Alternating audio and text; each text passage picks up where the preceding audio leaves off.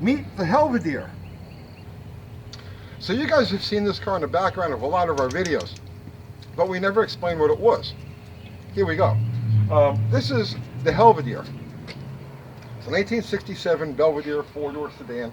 We picked this thing up at a swap meet about 12 years ago. It was a complete car. We paid like $900 for it. And I used it as a daily driver for about a year with the original 318 that was in it. And then we decided, well, you know, let's build like a street strip type of thing for it. And we got started on that. But then we ended up building that Roadrunner that's in the garage.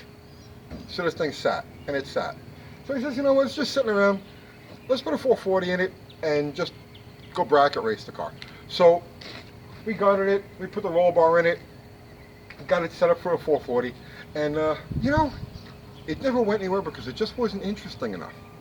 So it sat and it sat.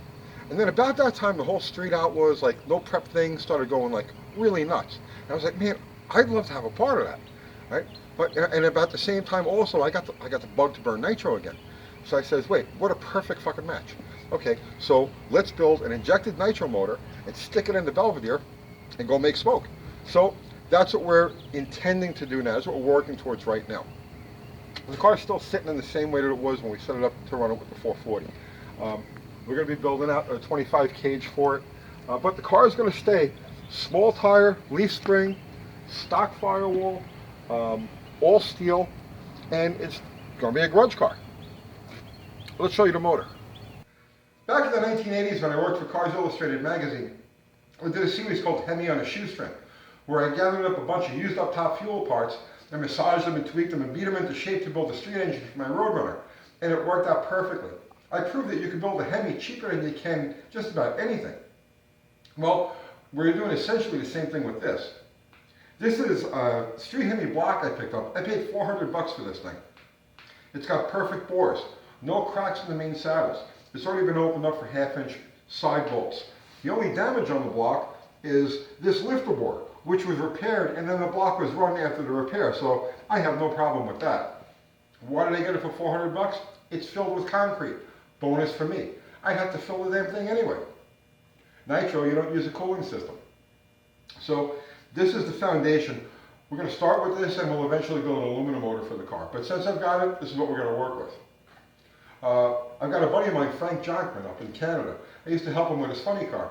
And he's been sending me down care packages for this thing. You know, oil pan, push rods, oil pump, all sorts of odds and ends. That's helping us get along. Thank you much, Frank. Appreciate it. Up top, we're going to be using these things. This is a set of actual Chrysler D4 cylinder heads. Very rare. Very cheap. I paid $100 for these things at the National Swap Meet. Why? Because they crack.